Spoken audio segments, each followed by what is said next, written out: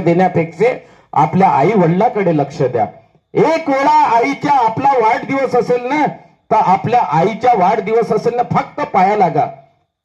आईला happy birthday बी नका म्हणा, आज तू पाया काऊन लागला, ताई तुझा वाढदिवस आहे. इथला एक आनंद. पण आम्हाला सवय पडली आहे, दुसऱ्याचा वाढदिवस असला तर रात्री 12 वाजतावरी जागा, पण आई वडिलाचा वाढदिवस कधी करत नाही. आपल्या आई वडिलाच्या बन्यालीचे फाटले भोक असेल ना, हे आमच्या कर्माचे आहे. 60 वर्षानंतरच वडील काऊन फाटली बन्याल घालते, त्याचं कारण एकमेव आहे, आमचे कर्म. आम्ही आमच्या वडिलाला एक हॅपी बर्थडेच्या दिवशी 60 रुपयाची बन्याल घेऊ शकत नाही, पण एखाद्या मैत्रिणीच्या ना मित्राचा वाढदिवस असेल तर त्याच्या 500 रुपयाचा केक घेऊन जातो.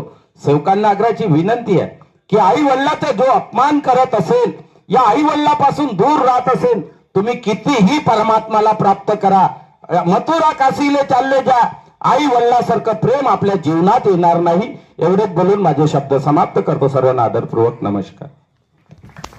धन्यवाद. यानंतर शेवटचा